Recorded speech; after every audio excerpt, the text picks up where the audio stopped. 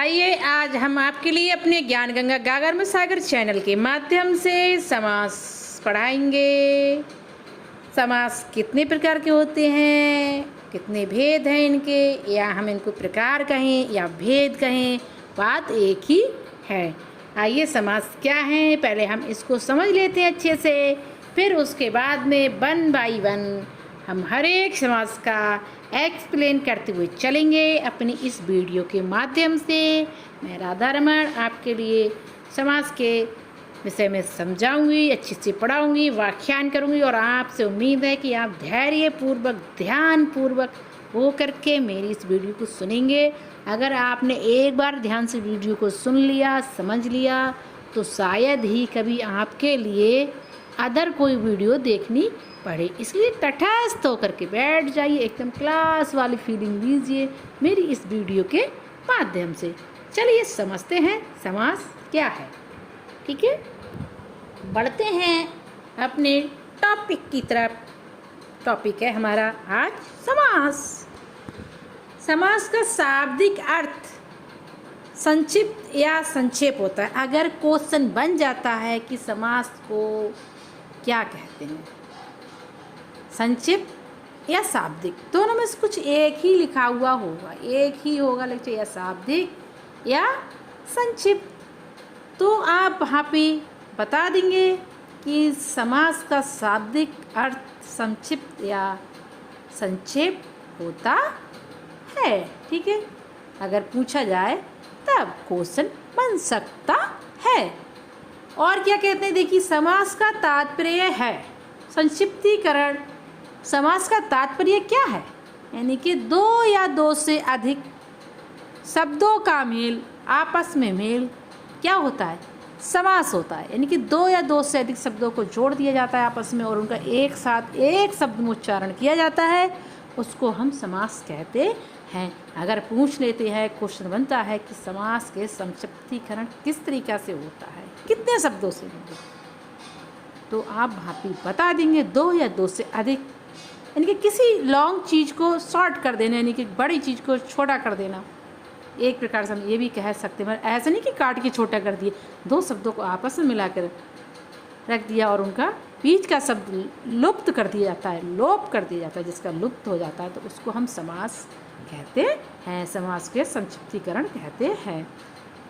ठीक है, मैंने ये नवीन और हाँ, इससे जब मिलकर जब एक नया शब्द बनता है, नवीन का मतलब एक नया शब्द बनता है समास का, दो शब्दों के मिलने से, उसको हम समास कहते हैं। एक सार्थक शब्द बनता है, ये नहीं निरर्थक, सार्थक शब्द बनता है। ठीक है, एवं शब्द को समास कहते हैं करें, और इसीलिए हम इस चीज़ को समास कहते हैं। किसको, संक्षेप को कर देना, संक्षिप्तीकरण कर देना, शॉर्ट कर देना, छोटा कर देना, दो शब्दों को मिलाकर एक शब्द बना देना, उसको हम क्या कहते हैं, समास कहते हैं। क्या कहते हैं, समास कहते हैं। इसी वीडियो के माध्यम से बहुत अच्छे से समझेंगे, हम समास को समझेंगे, पढ़ेंगे और एकदम कॉन्सेप्ट क्लियर कर देंगे। कम से कम दो शब्दों में अधिक से अधिक अर्थ प्रकट करना समास का लक्ष्य होता है। ये कह रहे हैं कम से कम दो शब्दों में अधिक से अधिक अर्थ प्रकट करना ही समास का लक्ष्य होता है, यानी कि तात्पर्य होता है। ठीक है, आइए पढ़ते हैं समास। ठीक है, समासिक शब्दों के बीच में, सामासिक शब्दों के बीच के संबंध को स्पष्ट करना ही समास विग्रह कहलाता है। यानी कि जो आपस में ये मिले हुए होते हैं, आपस में इनके शब्दों को ही अच्छे से बता देना, समझा देना, समास विग्रह कहलाता है। ठीक है, पढ़ेंगे समास। क्वेश्चन बनता है कि सामासिक शब्द के बीच के संबंधों को स्पष्ट करने को क्या कहते हैं, तो हम चिन्ह लगा देंगे, समास विग्रह कहते हैं, अगर क्वेश्चन आ जाता है। विग्रह के पश्चात सामासिक शब्दों का लोप हो जाता है। अभी जो मैंने आपके लिए बताया था, अभी बिल्कुल थोड़ी देर पहले वीडियो की शुरुआत में, कि बीच का शब्द लोप हो जाता है। जब दो शब्द मिलते हैं, तीन शब्द मिलते हैं, तो लोप हो जाना ही क्या है, सामासिक शब्द। कैसे करके लोप हो जाता है आप देखिए, इसी वीडियो में बहुत अच्छे से समझेंगे और पढ़ेंगे। धैर्य पूर्वक होकर के यहाँ बैठ जाइए, तटस्थ होकर के अच्छे से समझ लेते हैं हम अपनी इस वीडियो में समास को, है ना। उम्मीद करती हूँ कि आपके लिए मेरा वीडियो समझ में आ रहा होगा, अच्छा भी लग रहा। हाँ, अभी हम टॉपिक क्या था हमारा, विग्रह के पश्चात सामासिक शब्दों को लोप हो जाता है। क्या हो जाता है? लोप हो जाता है। अगर क्वेश्चन बन जाता है विग्रह के पश्चात किस चीज़ का लोप हो जाता है, तो सामासिक शब्द का। जैसे राजपुत्र यानी कि राजा का पुत्र का लोप हो गया ना। इसमें हम जब राजपुत्र बोला तो का लोप हो गया था। ये अलग अलग दो शब्द हैं, राज अलग है और पुत्र अलग है। यानी कि राज मीन्स राजा, राजा का पुत्र या राज का पुत्र। इनके दो शब्दों को जब जोड़ दिया तो एक नया शब्द मिलकर आया सामने, राजपुत्र यानी कि राजा का पुत्र। नया शब्द बनता है, क्या बनता है? राजा का पुत्र। राजपुत्र का मतलब ये है पूरा। जब यहाँ पे हमने अब इसमें का लोप हो रहा था और एक शब्द में जब इसको बना दिया तो का की कोई ज़रूरत यहाँ पे नहीं हुई। समास में दो पद शब्द होते हैं। समास में दो पद शब्द होते हैं। पहले पद को पूर्व पद और दूसरे पद को उत्तर पद कहते हैं। क्वेश्चन बनेगा कि समास में कितने पद होते हैं, तो दो पद होते हैं। दो पद, समास में दो पद होते हैं। इसके पहले पद को क्या कहते हैं? क्वेश्चन बनेगा तो आप कहेंगे पहले पद को पूर्व पद कहते हैं। या क्वेश्चन आ जाता है दूसरे पद को क्या कहते हैं, तो उत्तर पद कहते हैं। क्या कहते हैं? उत्तर पद कहते हैं। क्वेश्चन बनता ही बनता है। तो आप ध्यान रखें कि समास के पहले पद को पूर्व पद, बाद वाले पद को उत्तर पद, क्योंकि दो शब्दों से मिलकर के ही तो समास बनता है, इसलिए उत्तर पद पूर्व पद होते हैं। अगर दो शब्दों से मिलकर, तीन शब्दों से मिलकर नहीं बनता तो सिर्फ इसका एक ही पद रहता है ना। तो हम इसको समास से बहुत अच्छे से पढ़ते हैं भाई, बहुत अच्छे से समझते हैं। ये देख लीजिए, मैंने हर तरीक़ा से एक्सप्लेन किया है यहाँ पे। कहीं से कोई सा क्वेश्चन कहीं से बने तो छूटे नहीं। समास दो या दो से अधिक शब्दों का योग मेल होता है, जिससे मिलकर एक नया शब्द बनता। अभी मैंने आपको समझाया था, एक नया शब्द बनता है। दो या दो से तीन शब्दों को मिला करके उसको ही हम समास कहते हैं। समास से निर्मित या बने शब्द को सामासिक भी कहते हैं। अभी मैंने पहले भी आपके लिए बताया था, इससे जो शब्द बनता है, एक नया शब्द बनता हो। अगर क्वेश्चन बन जाता है कि समास से बने हुए शब्द को क्या कहते हैं, सामासिक, आमासिक, त्रिमासिक, कुछ भी दे दे तो आप वहाँ पे आपको पता है कि इसको तो हम सामासिक कहते हैं। आप सामासिक पे अंडरलाइन कर देंगे या गोला कर देंगे, ठीक है। तथा इन्हें समस्त पद भी कहते हैं। अगर क्वेश्चन बन जाता है कि समास को समस्त पद कहते हैं कि सार्थक शब्द कहते हैं, एक ही शब्द हो या सामासिक या समस्त पद, तो आप उस पर कह देंगे इसको समस्त पद भी कहते हैं समास के लिए, ठीक है। सामासिक शब्द के बीच के संबंध को करना समास विग्रह कहते हैं। जो सामासिक यानी कि शब्द के जो बीच में संबंध होता है, इनका जो विवरण दिया जाता है उसको क्या कहते हैं, समास विग्रह कहते हैं। अगर क्वेश्चन बन जाता है कि समास के बीच के संबंध को क्या कहते हैं, तो समास विग्रह कहते हैं। जैसे आइए अच्छे से और समझ लेते हैं। और उम्मीद है आपके लिए मेरी वीडियो में समझ में आ रहा होगा कि मैं आपको क्या समझाना चाह रही हूँ, और आप समझ भी रहे होंगे अच्छे से। जैसे रसोई के लिए घर, इसे हम रसोई घर भी कह सकते हैं। रसोई घर भी कह सकते हैं, इसे रसोई घर ही कहते हैं। अब रसोई के लिए घर, अब इतना बड़ा थोड़ी कहेंगे कि ये हमारा रसोई के लिए घर है, खाना बनाने के लिए घर है। इतना लंबा ना कह के हमने सीधा सीधा कह दिया ये हमारा रसोई घर है। व्यक्ति समझ जाएगा कि ये हमारा रसोई घर है। यानी कि बड़े शब्दों को शॉर्ट में कह देना ही समास पद है, ठीक है। सामासिक कहते हैं। समास में दो पद होते, मैंने भी आपको बता दिया था, पूर्व पद और उत्तर पद दो पद होते हैं। अभी बताया था ना मैंने आपके लिए, पूर्व पद दो पद, ठीक है। और समास के भेद कितने होते हैं ये भी पढ़ने। समास के, हमारे समास के 6 भेद होते हैं। क्वेश्चन बनता है, 100% बनता है। कभी ही ऐसा होता है कि ना बने, पूछ लिया जाता है कि समास के कितने पद हैं, समास के कितने पद पूछ ले तो 2 पद होते हैं। अगर समास के भेद पूछ ले तो 6 भेद होते हैं, है ना। कौन कौन से हैं 6 भेद देख लीजिए। यहीं पे आपके समास के 6 भेद होते हैं, और कौन कौन से भेद हैं वो हम यहीं पे समझ लेते हैं, है ना।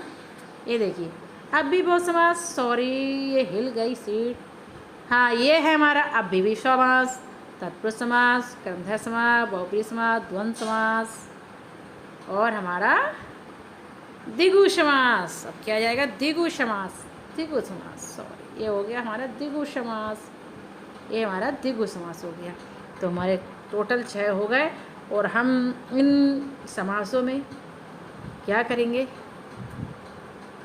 1 बाय 1 करके हर एक समास का एक्सप्लेन बहुत अच्छे से करेंगे अपनी वीडियो में। और आप धैर्यपूर्वक होकर सुने, ठीक है। अब हम आपके लिए आगे का समास पढ़ाते हैं। ये तो थी हमारी परिभाषा समास के बारे में। चाहे कहीं भी किसी तरह से पूछ लीजिए तो आप है, उम्मीद करते हैं आप इसको कर देंगे। बहुत से क्वेश्चन यहाँ से बनेंगे और हर एक क्वेश्चन बनेगा, यहाँ से बनता है और आता है एग्ज़ाम में। आपके लिए बताया था कि समास 6 होते हैं, उनके 6 भेद होते हैं। अव्ययी भाव, तत्पुरुष, कर्मधारय, द्विगु, द्वंद्व, ये सब हमारे समास हैं। पर हम तत्पुरुष को सबसे बाद में पढ़ेंगे, क्योंकि तत्पुरुष जो है काफ़ी लॉन्ग है, उसके लिए 1 बाय 1 समझाया जाए। उसके भी 6 भेद हैं, इसीलिए उनके लिए हम तत्पुरुष को सबसे लास्ट में पढ़ेंगे। और बाकी जो समास हैं पहले उनके लिए करते हैं, क्योंकि कोई ज़रूरी नहीं कि जो लॉन्ग चीज़ है उसके लिए शॉर्ट चीज़ छोड़ देना चाहिए, उसे बाद में ही कर लेना चाहिए, इसी में भलाई होती है। तो हम करते हैं, आइए अपना द्वंद्व समास। कौन सा समास करते हैं? द्वंद्व समास करते हैं, ठीक है। द्वंद्व समास, द्वंद्व द्वंद्व द्वंद्व आपके समझ में आ रहा होगा। द्वंद्व, द्वंद्व का मतलब होता है दो, दो अंत, यानी कि दो बीचों के साथ का संबंध द्वंद्व होता है। क्या होता है? द्वंद्व समास होता है वहाँ पे। और एक चीज़ और है, इसमें दोनों पद प्रधान होते हैं। अभी अव्ययी समास हमने आपके लिए पढ़ाया था, उसका क्या था? सॉरी, हाँ, पद तो दोनों ही इसमें इसके दोनों पद प्रधान होते हैं। किसके? द्वंद्व समास के।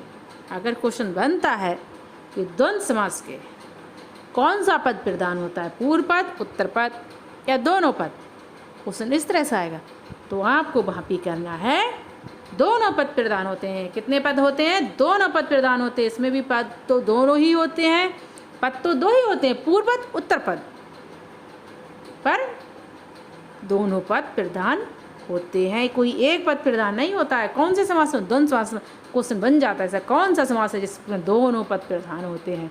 तो हमारा वो होगा द्वंद्व समास। कौन सा होता?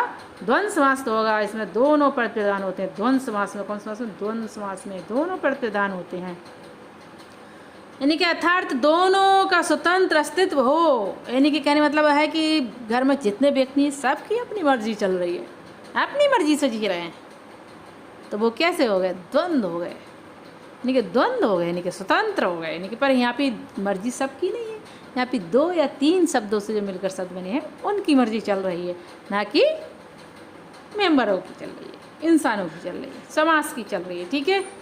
तो क्वेश्चन बनता है वो आप कर देंगे कि द्वंद्व समास में दोनों पद प्रधान होते हैं, ठीक है। आइए और इसको पढ़ते हैं, अच्छे से समझते हैं। हम समझ रहे हैं आज द्वंद्व समास अपनी वीडियो के माध्यम से, ठीक है। इनके माध्यम संयोजक शब्द का लोप हो जाता है। संयोजक शब्द का तो सभी समासों में लोप हो जाता है। समास का मतलब ही यही है कि बीच के शब्द का लोप हो जाना। लोप मतलब गायब हो जाना, ठीक है, ऐसे कह सकते हैं, गायब हो जाना। यानी कि 2 शब्दों को जब जोड़ा जाता है, दो शब्दों के मिलने से एक छोटा शब्द बन के तैयार होता है। बीच का उनका जो संबंध होता है वो समाप्त हो जाता है, तो वो वहाँ पर हमारा क्या होता है? समास प्रक्रिया होती है, उसको समास कहते हैं। और ये सारे ही समासों में लागू होती है, चाहे द्वंद्व, चाहे विभा, चाहे द्विगु, कोई सा भी। नोट देखिए किस तरीक़ा से द्वंद्व समास आएगा तो आप पहचान लेंगे, अच्छे से समझ लेंगे। इतनी इजीली तरह से हम आपको समझाएंगे इस वीडियो के माध्यम से क्या है द्वंद्व समास, बहुत अच्छे से समझ लेंगे। इनके दोनों पद विलोम शब्द होते हैं। हाँ, मेन बात द्वंद्व समास।